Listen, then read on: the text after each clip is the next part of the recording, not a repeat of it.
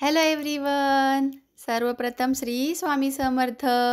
मी अर्चना स्तुतीज मराठी कॉर्नरमध्ये आपल्या सगळ्यांचं पुन्हा एकदा अगदी मनापासून स्वागत करते आणि सगळ्यांना रक्षाबंधनाच्या खूप खूप शुभेच्छा.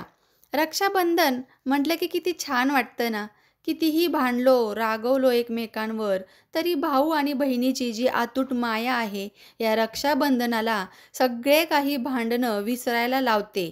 अशी ही रक्षाबंधनाची गाठ जी बांधायची असते तर बहीण भावाची वाट पाहत असते की कधी माझा भाऊ येईल आणि भाऊसुद्धा कुणी कितीही राख्या बांधल्या तरी माझ्या हातात माझ्या बहिणीची राखी कधी बांधेल माझी बहीण याचीच वाट पाहत असतो. बरोबर ना? तर अशाच या अतूट प्रेमाच्या नात्याला कधीच कोणाची नजर लागू नये यासाठी एक उपाय मी सांगणार आहे.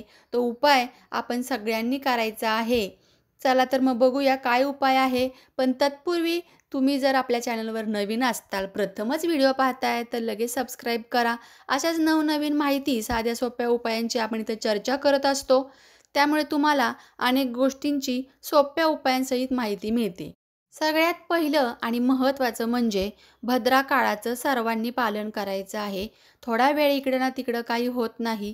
जर म्हणतात आहेत सगळेजणं तर काय हरकत आहे. आता हा भद्राकाळ म्हणजे काय आहे नेमका ते तुम्हाला थोडक्यात सांगते. 19 तारखेला पहाटे 5:50 पासून दुपारी 1:35 पर्यंत आपण हा भद्राकाळ पाळायचा आहे. कितीही घाईगडबड असू दे, रक्षाबंधन करू नका. भद्रा म्हणजे काय? जसं आपण पंचांग वगैरे बघतो त्यामध्ये राहू काळ असतो, गंड काळ असतो, तसाच हा भद्रा काळ पालन करणे हे पूर्वीपासून सांगितलेलं आहे. कारण दर रक्षाबंधनाला म्हणजेच दर पौर्णिमेला भद्रा काळ हा असतोच. म्हणूनच पौर्णिमा तिथी ही भद्रा काळात येत असते. पण ही नेमकी भद्रा आहे तरी कोण? सगळेजण सांगतात हे भद्रा काळात हे करू नका, राखी बांधू नका, कोणतेही धार्मिक कार्य चांगलं होत नाही. तर यामागचं कारण आपण पाहणार आहोत. भद्रा ही मुलगी आहे तर ही मुलगी कोणाची आहे तर सूर्यदेव आणि छाया यांची मुलगी आहे. तर याशिवाय शनिदेवांची बहीण भद्रा आहे.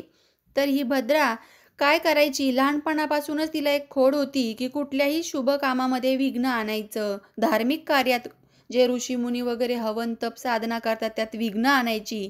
तर या सगळ्याला कंटाळून एकदा सूर्यदेवांनी तिच्या वडिलांनीच ब्रह्मदेवांकडे तक्रार केली. तेव्हा ही तक्रार जेव्हा सांगितली तेव्हा ब्रह्मदेव साक्षात म्हणाले की यावर आपल्याला कोणताही उपाय सापडणार नाही. हा जो भद्रा काळ आहे त्याचं आपल्याला पालनच करायचं आहे. कारण काय आहे तर हा जो काळ आहे यामध्ये धार्मिक कार्य शुभ कार्य जे काही आपण करतो ते कधीच पूर्णत्वाला जात नाही आणि जरी झाले तसे पूर्ण झाले तरी त्याचे चांगले फळ मिळणार नाही, यावर त्रास होऊ शकतो असं सांगितलं. म्हणून पूर्वापार हे पाळत आलेलं आहोत. ज्याप्रमाणे आपण उन्हाळ्यात जर एखादं बीज पेरलं तर जसं पावसाळ्यात ते बीज वाढतं आणि त्याचा फायदा होतो, त्याला फळं लागतात, फुलं लागतात, धान्य पिकतं, त्याप्रमाणे उन्हाळ्यात लावलेल्या बीजाचं होणार आहे का? तर हेच त्यामागचा अर्थ आहे. सांगायचं म्हटलं तर उदाहरण देऊन, तर सगळ्यांनी जेवढं जमल तेवढं शक्यतो करून हा काळ, हा जो नियम आहे तो पाळा. कारण याच काळामध्ये रावणाच्या बहिणीने त्यांना राखी बांधली होती आणि त्यानंतरच जे आहे, जे आपल्या सगळ्यांना माहीत आहे, रामाचं आणि रावणाचं युद्ध झालं. त्यामध्ये रावण हा हारलेला आहे व त्याचं पूर्णपणे सगळं नष्ट झालेलं आहे. तर हे सांगायचं एक तात्पर्य होतं, कारण होतं. आत्ता सध्या तर तसं कोण पाळत नाही किंवा म्हणतात काय आहे हे थोटांड आहे वगैरे.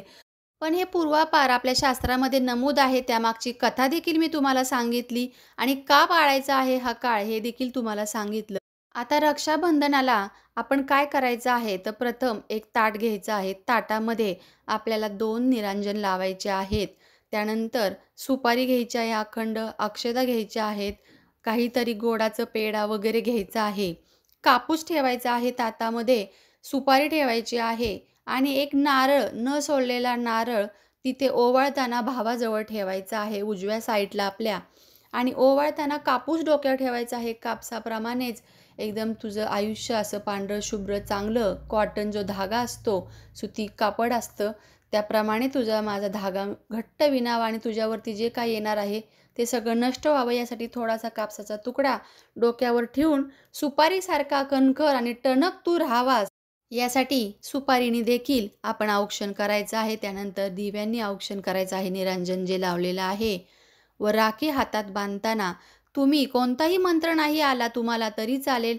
तुम्ही तुमचा जो इष्टदेव आहे किंवा ज्या देवाचे तुम्ही करता विश्वास आहे, श्री स्वामी समर्थ म्हणा किंवा ओम नमो भगवते वासुदेवाय म्हणा किंवा ओम नमः शिवाय म्हणा, असं तुम्ही म्हणायचं आहे आणि 3च गाठी मारायच्या आहेत. ब्रह्मा, विष्णू, महेश या 3 गाठी असतात आणि हे देवांना साक्षी ठेवून भावाच्या रक्षणासाठी या 3 गाठी असतात.